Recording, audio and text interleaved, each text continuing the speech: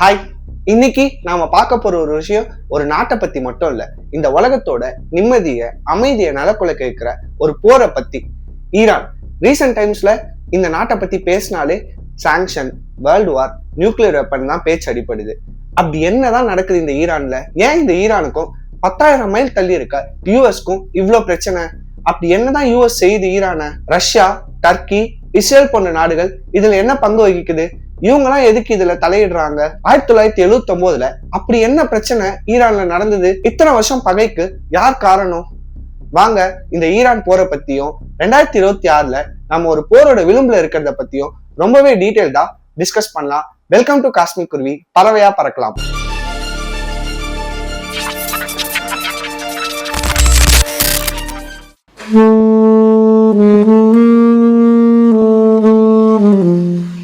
ஈரான்ல என்ன பிரச்சனைன்னு தெரிஞ்சுக்கணும்னா நம்ம ஹிஸ்டரியில கொஞ்சம் பேக்ல போகணும். 1950 வரைக்கும் நம்ம இப்ப டிராவல் பண்ண போறோம். ஃபர்ஸ்ட் ஈரான்னு சொன்ன உடனே என்ன ஞாபகத்துக்கு வரும்? ஆயில். ஈரான் கிட்ட நிறைய ஆயில் இருக்கு. ஈரானோட எக்கனாமி ஆயில பேஸ் பண்ணி தான். 1950களில் முகமது மொசாதேக்னு சொல்லி ஒரு லீடர் இருந்தாரு. அவர் என்ன சொன்னார்னா, நம்ம நாட்டு ஆயில நாம தான் விற்கணும்னு சொன்னாரு. இங்கதான் பிரச்சனை. இது யூஎஸ்க்கும் யூகேக்கும் பிடிக்கல. ஸோ யூஎஸும் யூகேவும் சேர்ந்து சதி பண்ணி அவர் ஆட்சியில இருந்து தூக்கிட்டு ஷா முகமது ரேயா பாலஹவின்னு சொல்லிட்டு ஒரு அரசரை ஆட்சியில அமர்த்தினாங்க. இவர் ஒரு அரசரா இருந்ததுனால அன்னில இருந்து 1979 வரைக்கும் ஈரான்ல அரசாட்சி தான் நடந்தது. இந்த அரசர் ஷாக்கு யூஎஸ் ரொம்பவே சப்போர்ட். ஷா என்ன பண்ணார்னா, ஈரானை மாடர்னா மாத்திரன்னு சொல்லி வெஸ்டர்ன் கல்ச்சரை உள்ள கொண்டு வந்தாரு. ஆனால் அவர் மக்கள் கிட்ட ரொம்பவே கொடூரமா நடந்துகிட்டாரு. அதுக்கு அவர் யூஸ் பண்ண வெப்பன் தான் சாவக். இது ஒரு அப்ரிவேஷன், ஃபுல் ஃபார்மா நான் இங்க போடுறேன். இந்த ஷாவக் என்ன பண்ணுவாங்கன்னா, யாரெல்லாம் இந்த ஷாவை பத்தி தப்பா பேசுறாங்களோ, அவங்களுக்கு புரட்சி பண்ற ஐடியா வருதோ, அவங்களெல்லாம் தூக்கி ஜெயில போடுறது, கொடூரமா டார்ச்சர் பண்றது, கொடுமைப்படுத்துறது, நிறைய பேர் இறந்து கூட போயிருக்காங்க. இதனால மக்கள் ரொம்பவே பயத்திலேயே இருந்தாங்க. இந்த நேரத்துலதான் அயட்டோலா ருஹோலா கோமெய்னின்ற ஒருத்தர் ரிலிஜியஸ் லீடர், இவரு மக்களுக்காக குரல் கொடுத்தாரு. இந்த ஷாவுக்கு எதிர்த்து பேசினாரு. அவரை ஷா நாட்டை விட்டு துரத்திட்டாரு. பிரான்ஸ்ல இருந்துட்டு மக்களுக்காக ருவோலா தொடர்ந்து குரல் கொடுத்துட்டே இருந்தாரு. 1979ல மக்கள் இந்த சாவக்கோட பிரச்சனையும் தாங்காம, பொருளாதார பிரச்சனையும் தாங்காம ரோடுக்கு வந்தாங்க. பெரிய புரட்சியே வெடிச்சது. ஷா நாட்டை விட்டே ஓடி போனாரு. ஈரானுக்கு திரும்பவும் ருஹோலா வந்தாரு, ஆட்சியை பிடிச்சாரு. ஈரானை ஒரு இஸ்லாமிக் ரிப்பப்ளிக்கா மாத்தினாரு. ஈரான்ல இருந்த யூஎஸ் எம்பசில இருந்த 52 பேரை 444 நாள் பணைய கைதிகளா வச்சிருந்தாங்க. அங்கதான் ஈரானுக்கும் யூஎஸ்க்கும் ஃபர்ஸ்ட் பகை ஸ்டார்ட் ஆச்சு.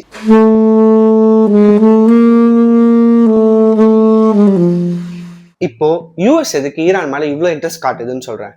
First reason oil and power. Iran இருக்கிற இடம் ஸ்டேட் ஆஃப் ஹார்மஸ்னு ஒரு இடம். இந்த ஸ்டேட் ஆஃப் ஹார்மஸ்ன்றது கடல் வழி பயணம் மேற்கொள்ள ஒரு முக்கியமான இடம். உலகத்தோட 20-30% ஆயில் இந்த வழியா தான் போகுது. ஸோ ஈரான் இங்க இருக்கிறதுனால யூஎஸோட எக்கனாமியை கண்ட்ரோல் பண்ண முடியும். செகண்ட் பெரிய பிரச்சனை நியூக்ளியர் பாம். ஈரான் கிட்ட யுரேனியம் சொல்ற ஒரு தாது பொருள் இருக்கு. இதை வச்சு கரண்ட்டும் தயாரிக்கலாம், நியூக்ளியர் பாம்பும் தயாரிக்கலாம். இங்கதான் பிரச்சனை. யூஎஸ் என்ன சொல்லுதுன்னா, ஈரான் ஒருவேளை அப்படி பாம் தயாரிச்சா அது இஸ்ரேலுக்கும் மற்ற நாடுகளுக்கும் பிரச்சனையா வரும், ஆபத்தா இருக்கும்னு சொல்லுது. 2015ல பராக் ஒபாமா பிரசிடண்டா இருந்த போது ஈரான் கூட ஒரு அக்ரிமெண்ட் போட்டாரு, JCPOA. அதோட ஃபுல் ஃபார்மையும் நான் போடுறேன். இந்த அக்ரிமெண்ட்ல என்ன சொன்னாங்கன்னா, நீங்க பாம் தயாரிக்க கூடாது, அதுக்கு பதிலா நாங்க உங்க மேல போட்ட சாங்ஷன்ஸ், பொருளாதார தடையை நீக்கிறோம்னு சொன்னாங்க. 2015ல இது நடந்தது.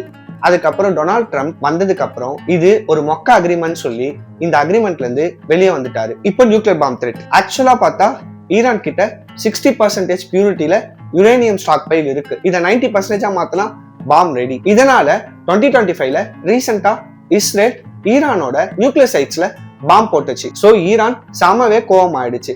இப்போ ஈரான் என்ன சொல்லுதுன்னா, நாங்க பாம் தயாரிக்கல, பாம் போடவும் மாட்டோம்.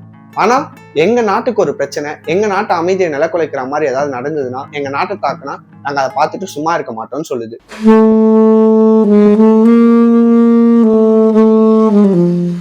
பொருளாதார தடை, சாங்ஷன்ஸ். 2026ல யூஎஸ் அண்ட் யூஎன் சேர்ந்து ஈரான் மேல மேக்சிமம் பிரஷர் போட்டிருக்காங்க. இந்த பொருளாதார தடை எப்படி ஒர்க் ஆகுதுன்னு பார்ப்போம். ஈரானோட ஆயில யாரும் வாங்கக்கூடாதுன்னு சொல்லியிருக்காங்க. அதனால ஈரானோட 70% வருமானம் கட் ஆயிடுச்சு. ஈரான் திருட்டுத்தனமா செல் பண்ற ஆயிலையும் யூஎஸ் ட்ராக் பண்ண ஆரம்பிச்சிட்டாங்க. ஸோ திருட்டுத்தனமா வர வருமானமும் பிசினஸும் போயிடுச்சு. ஈரானோட பேங்க்ஸ் மற்ற உலகத்தோட பேங்க்ஸ் கூட டிரான்சாக்ஷன்ஸ் வச்சுக்க கூடாது. அதனால யாருக்கும் காசு அனுப்பவும் முடியாது, வாங்கவும் முடியாது. இப்ப ரீசெண்டா ட்ரம்ப் ஒரு புது ரூல் போட்டிருக்காரு. ஈரான் கூட யாருமே பிசினஸ் பண்ணக்கூடாது. மற்ற கண்ட்ரிகள் அப்படி மீறி பிசினஸ் பண்ணா அவங்க யூஎஸ் கூட பிசினஸ் பண்ணக்கூடாது. அப்படி இல்லைன்னா 25% டாரிஃபை இன்க்ரீஸ் பண்ணிடுவேன்னு சொல்லியிருக்காரு. இதனால சைனா கூட ஈரான் கூட பிசினஸ் பண்றதுக்கு இப்ப யோசிக்குது. இதனால குளோபல் ஆயில் இம்பாக்ட் ஏற்படும். ஈரானோட ஆயில் மார்க்கெட்டுக்கு வரலன்னா உலகம் பூரா பெட்ரோல் டீசல் விலை ஏறும். எக்ஸ்பர்ட்ஸ் என்ன சொல்றாங்கன்னா 2026 எண்டுக்குள்ள ஒரு பேரல் ஆயிலோட ரேட் 7500 ரூபாய்க்கு மேல போறதுக்கான வாய்ப்பு இருக்கதா சொல்றாங்க. இப்படி ஆச்சுன்னா இந்தியாலையும் கண்டிப்பா பெட்ரோல் டீசல் விலை உயரும்.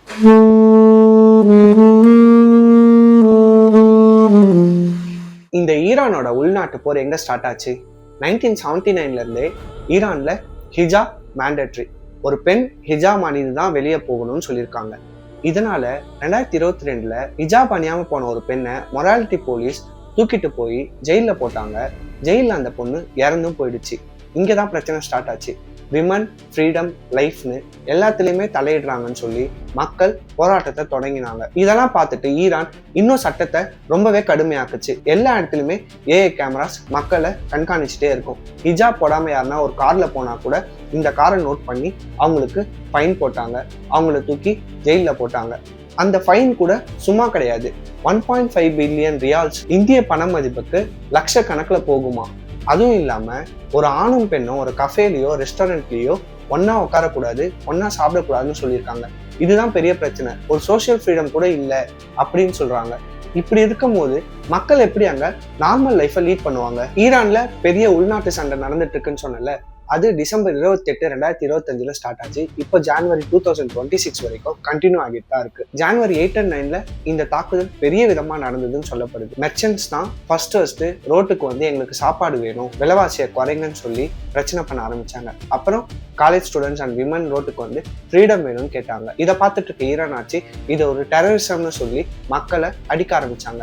ஏன்னா டெரரிசம் சொன்னாதான் மக்களை அடிச்சா யாரும் கேள்வி கேட்க வர மாட்டாங்கன்ட்டு ஐஆர்ஜிசின்னு ஒரு செக்யூரிட்டி போர்ஸ் மக்களை கொடுமைப்படுத்திருக்காங்க, அடிச்சிருக்காங்க, துன்புறுத்திருக்காங்க.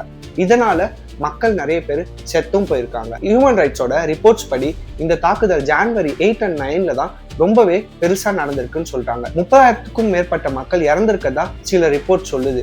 ஆனா கன்ஃபார்ம் ஆனது என்னவோ 6,000+ டெத்ஸ் தான். ஈரான்ல தேவையான மின் வசதி இல்ல, வாட்டர் ஷார்டேஜ், இன்ஃபிளேஷன் 60% போயிருக்கு, ரெக்கார்ட்லேயே லோ கரன்சி. இத மாதிரி இருந்தா மக்கள் கண்டிப்பா கேள்வி கேட்கதானே செய்வாங்க. இதெல்லாத்தையும் ஸ்டாப் பண்றதுக்காக இன்டர்நெட் பிளாக் அவுட் பண்ணிருக்காங்க. இன்டர்நெட்டை நாடு முழுக்கவே கட் பண்ணிருக்காங்க. ஏன்னா நாட்டுல யாருக்கும் மெசேஜ் போகக்கூடாது, இங்க சந்திக்கணும் அங்க சந்திக்கணும் இங்க ப்ரொடெஸ்ட் பண்ணணும்னு சொல்லிட்டுன்னு மக்களோட இன்டர்நெட்டை கட் பண்ணிருக்காங்க. அதே சமயத்துல போலீஸ் ப்ரூட்டாலிட்டியும் வெளியே போகாம இருக்கிறதுக்காக இந்த பிளானை ஃபாலோ பண்ணிருக்காங்க.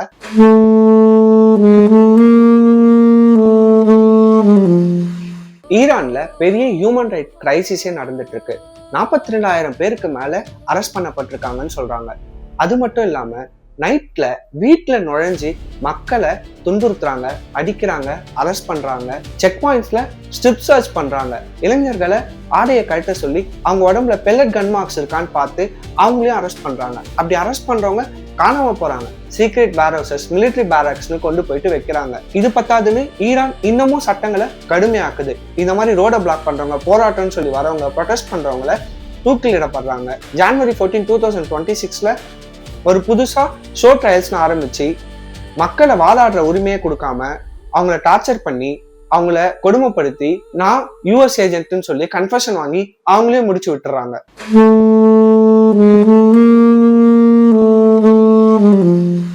ட்ரம்போட கான்செப்ட் ரொம்ப சிம்பிள். மேக்சிமம் ப்ரெஷர் கொடுக்குறாரு. இதுக்கு ஈரான் சைட்ல இருந்து என்ன சொல்றாங்கன்னு பார்ப்போம். ஈரானோட அல்டிமேட் பவர் அலி கைமேனி என்ன சொல்றாருன்னா, நாங்க யூஎஸ்ஐ நம்ப முடியாதுன்னு டைரக்டா சொல்றாரு. அதே மாதிரி ஈரானோட ஃபாரின் மினிஸ்டர் என்ன சொல்றாருன்னா, நாங்க பேச்சுவார்த்தை நடத்த ரெடி, ஆனா அந்த பேச்சுவார்த்தை மரியாதையான பேச்சுவார்த்தையா இருக்கணும்னு சொல்றாரு.